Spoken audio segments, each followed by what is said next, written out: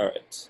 So today I'm going to talk about Soteria, which is a library to ensure security and consistency across all the project, across all your company. Scala project, so to say. Um, so my name is Benkel. I'm a data engineer at Demandbase. We are hiring, especially in the Bay Area, Seattle area. There is a link here if you want to apply. I have my personal website, Leo Benkel, where you can find Scala tutorials and other interesting articles. And if you want to connect, there is my handle, Leo Benkel, on GitHub or on LinkedIn. All right. Today, we're going to talk about some things that can help write good Scala code. And also, then we're going to talk about Soteria and how that can help you to automate those processes. There is more to write good Scala code, but we're going to talk specifically about those three pieces today. The vulnerabilities, the code styling good practices, and unit testing. So first of all, vulnerabilities. So nobody wants to be part of another security breach. There's a new one like every month, and you don't want to be part of the teams that have breached and leaked like user data or credit card number or other things. So there's a lot of steps that can be taken, and usually they're very tedious. So we're gonna see how, like, first of all, we're gonna see all the problems that can happen. At Demandbase, we use Soteria, which is now owned by Veracode, and they offer this open source library of open source like dictionary of vulnerable libraries. So for instance, we're gonna take an example with Jackson DataBind because it's used as a dependency of many projects, especially in Spark, for instance. So you will see something like that on the Soteria website. And that tells you what the vulnerability is and how bad that is. If if you scroll down on this page, you will see like how to solve the problem. So for instance, if we look at the bottom here, if you use SBT and you are on version 2.9, they will tell you, oh, you can replace your version to this one. But often that involve writing dependency override in your build SBT or exclusion rules to force the library to not load it. So there's a lot of steps to do so that it works everywhere. And if one team write all the dependency override and all the exclusion rules, they will have to send this and copy paste that for the next Spark project. And you will end up like then. And this thing is like an ongoing process, right? When they discover a new vulnerability and there's a new fix, you're gonna have to do it all over again. And when you're gonna move Spark version, you're gonna open up another Pandora box with another bunch of vulnerabilities, and you're gonna have to rewrite all your dependency override and redo it all over again. So why do you want like consistency in security across all your projects? Well, for security audit is a given. You don't want the security auditors to spend days at your company reading every line of code. What if you could just like tell them, here's all the library we use, and here's how we resolve all the issues all at once, because we guarantee that every project follows the same rule. So we're gonna see how Soteria can solve that. The second problem, I mean, not a problem, it's like code styling. I don't really care, if you use spaces or tabulation or 1 spaces or 5 spaces, it's up to you. The key is consistency. You don't want your new employee, to start at a company and have to learn a new entire set of system for each project. So I use those libraries, Scala FMT, Scala Style, and Scala Fix, which enforce rules. But same as vulnerabilities, if you want to enforce those rules, you will have to write the config file, copy paste it from project to project, import it in each project. You're gonna have to make sure they use the same Scala FMT version. It's like a whole thing. Like doing it for one project is fine, but doing it for all your projects at your company can be very tedious, especially when you start enforcing that from the first time. So why do you want consistency? I think the key things are for new employee, and when I talk about new employees, I'm also talking about people switching from team, even internally. Because the issue is that if you switch team and it's like everything is different, you're gonna have like a ramp up time, which is a nightmare. The new member of the team won't be able to write code like for the first few weeks. You're gonna have to learn how, like you already have to learn how to deploy the code, how to test the code, and if also the code is completely different, it will be really hard to handle the switch and the transition from team to team. There's also new internal languages, so there's like a lot to learn when you switch team. If you also have to learn like a whole new syntax and the code looks completely different, that's another hassle on top of it. And unit testing, of course. So unit test is critical, and there's several steps you have to take. Like if you want, you need to keep track of it. And so Coverall is a good platform to do that. You get the code coverage. Another thing that I previously in my career was always like, why do you want to write unit tests? It's basically you write more code to test the code. And who writes the code to test the code? You just wrote to test the code. And it's like endless loop of like rabbit hole. Like who tests the code that tests the code? And I discovered Striker a few years ago. And basically it will go through your code and do code changes. And for each code changes, will run all your unit tests. And it expects your unit test to fail. And that's beautiful because, for instance, if like a lesser than is switched to a greater than, you want the unit test to fail. Something must break somewhere. And if it doesn't, it's bad. So in this, so if you combine Coverall to know all the lines that are being executed and Striker, which is all the lines that actually are being tested, like that will break if you change it, you get a pretty good coverage. But once again, you will have to add this plugin to all your projects, and you will have to make sure that everybody uses some configuration, and it's like a whole infrastructure you have to build.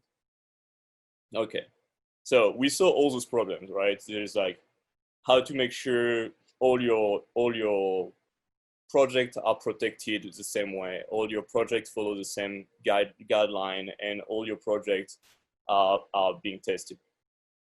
My philosophy is that if a rule is not automated or enforced, it doesn't even matter talking about it, because you don't want to spend like a week in a PR making sure that all the code styling is followed, making sure that all the vulnerability are covered.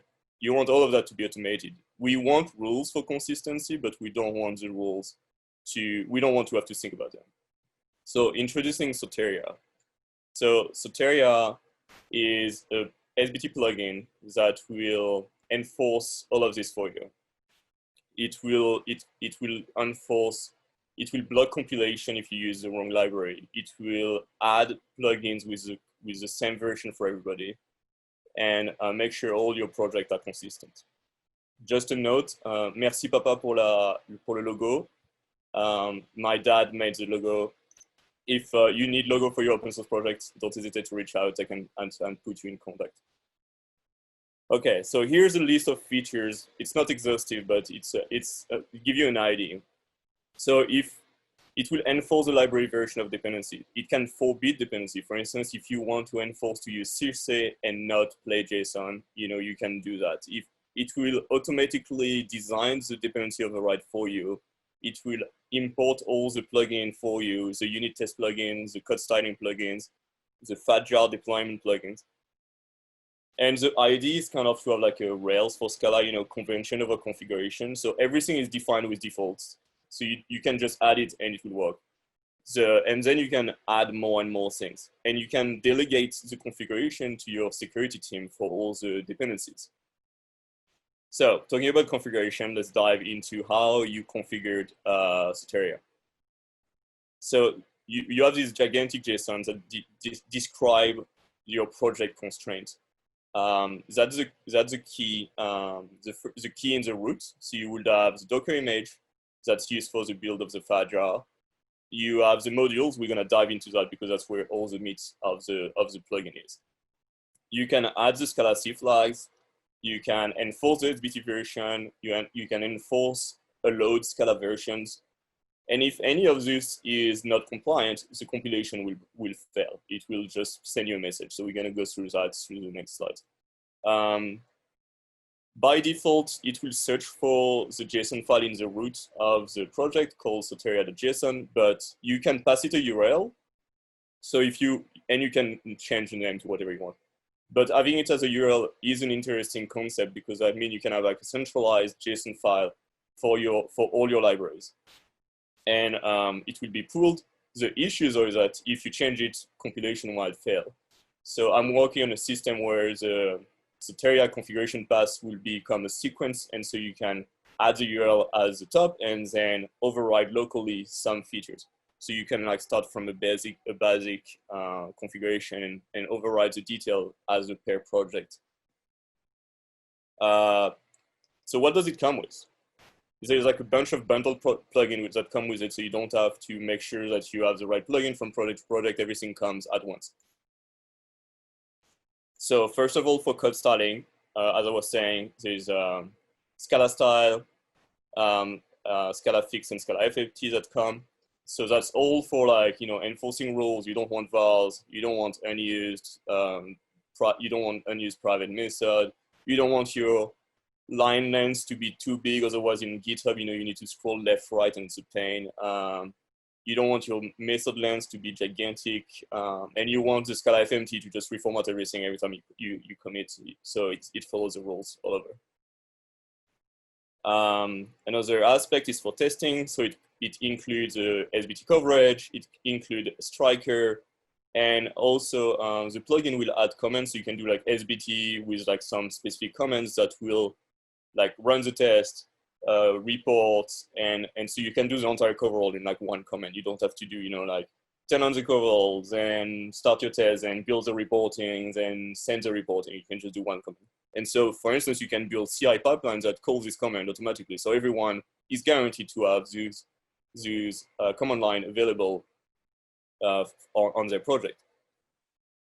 And for fat jar building, there is also SBT assembly and SBT Docker added. And once again, everything is already done for you with the SBT assembly settings. It includes all the classic, you know, merge strategy. You need to copy paste those over and over, you know, for all the config files that all the library have the same names and how to handle all those merges. So all of that is done. And the Docker configuration is also done as well, and it will use, remember, in the configuration file, there is a Docker container. So it will design all the Docker build for you and use the image you pass. For instance, at the main base, we use our custom image that already have all the dependencies loaded. Because we know the dependencies, because it's all from the configuration file. And we're gonna talk about that right now. By default, that's the default image. But if you are using the Soteria get all the dependencies, you can build like a dummy SBT project with just this line in the build.sbt. And it basically, Soteria will create like a sequence library dependencies for you, which contain everything that's in the JSON, all the libraries that it knows about, and will add it to the library dependencies.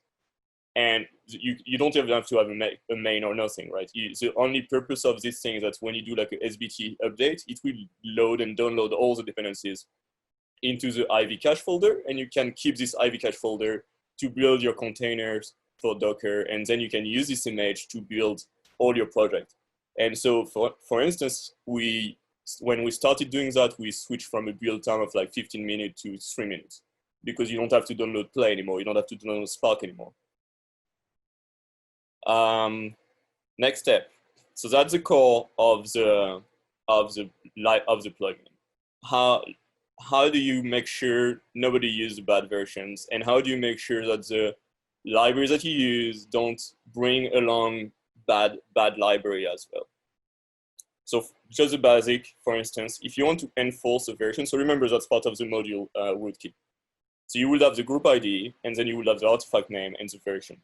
And for instance, if you use the wrong version, it will send you a compilation error like this one. And it will exactly tell you, oh, you're using this one, but it should be this one. And then you can just copy this line, put it back in your build SBT, and you will be compliant. You might have to fix some stuff, but at least you are sure to use an approved library from your security team. And there is no discussion about, oh, is this open source library allowed? Like, should I call, like, what version should I use? No, it's hard coded. If you want to forbid the library, when the forbidden is not null, it will display the message you put. So for instance, you can do like, sorry, this one is not allowed, or you can be, no, you should be using this other one. For instance, we use it for like not using other JSON library other than Circe, or we use it for, if you put Hadoop in your build.sbt, usually you should not, because it should be brought by Spark. So that can be another thing. It's like the message would be, are you sure about what you're doing? Because that should be brought by Spark.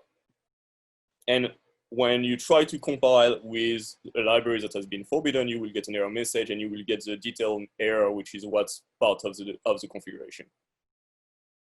So now what happens if you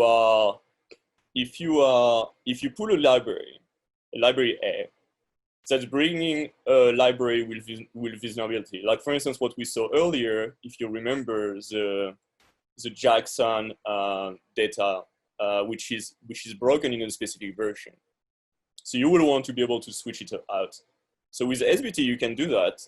You can switch it around using a combination of dependency override and exclusion rules. Exclusion rule will remove it from the library, and the dependency override will be a more like mild solution. So if you do this combination of things, you see on the dependency to remove, it will tell the plugin that this library should search for this other library into the configuration and use the version that is allowed instead. So in this configuration, that will just add to the dependency override list. However, if you do that with override is enough false, it will also create an exclusion rule, meaning that the first one, the group ID.artifact name, will not bring this dependency anymore. And then it will be added back with the right version. Sometimes libraries are more sticky than others, and it's annoying, but with doing that works. Let's say there is a library that brings dependencies that are bad. There is no good version out yet, and you are not using any of those features. You can do version none, and so if you follow the same logic, that the override is enough, we'll do an exclusion rule and remove it entirely. And the version none will discard the library entirely. It will never be re-added. And so in this case, you can completely remove a library from your dependency tree. It can be dangerous, however, because you might end up in like a class not found. But if you are sure that you're not using anything which is coming from this library, you can do that. We do that for some libraries that we don't use aspect of it, and that allows us to remove our surface vulnerabilities to the world. So it can be very tedious to build a dependency to remove tree, because you need to go for each library. And like, for instance, Spark brings a lot of things, Play brings a lot of things. And it can be very tedious to go and add and build the tree manually. But Soteria has something made for you. So if you do Soteria debug all modules, that will actually go through the list of the module, remove all the dependency from the build.sbt, and add one at a time. It will add one at a time, do an update, and see what comes up. And it will have this like bundle of new libraries. It will do a diff with what was before, and then it will look at what's known in the config file and keep those for the dependency to remove array. And that way you can rebuild your JSON. So after you add like all the libraries that you want to use and all the right version, you just run that, and it will go through everything and rebuild entirely the tree. So now you like, okay, I'm convinced I want to start doing it, but you can't fix everything at once. Especially with Scala fix, we'll do a lot of like code changes. Like for instance, we'll want all the vars, the library will have to change versions. Like there's a lot will have to be fixed. So there is options to go through the progressively through compliance. So the first one, Soteria soft, will turn all the compilation errors into warnings. The one we saw where is the wrong version, that will become a warning. So you can keep track about what's left to do. The other one, the Soteria soft and compiler, will remove the -x fatal warning, which is added by default by Soteria. So the decision here was made because you can, so the default for Zeus is true because it fell on compilation by default. The reason is because with GitHub, for instance, you can automate queries to search for those lines, Soteria Soft, that will give you a list of repos that are not compliant. So you can automate and keep track of like who is there yet, who is not there yet, and that will help you tremendously to be able to build a list of like compliant repos and not compliant repo yet. Okay, there's a lot of features, but I think they all like come together as like this suite of tools to make sure everything is safe and secure and consistent. What's next? So that's a list of issues. I've talked with a lot of people about it, and one suggestion that was very interesting, for instance, was instead of using JSON that then need to be converted into like values for Scala, why not read directly an SBT file? And I think it's a great idea. I think we should do it. The issue is, how do you regenerate the file? I mean, you have to write SBT code instead of writing JSON, which is a bit more tricky. Another thing is that I lied a little bit like the styling config right now. We have a system in our company that will pull different files from different standardization repo, and then we'll clone the repo, push those files, and generate a PR and submit this PR to the repo. And that guarantees that you always have like pending PRs with the new standardizations, the new standard for those different aspects for code styling. If someone could change the standard for code styling, it will be dispersed to other repos.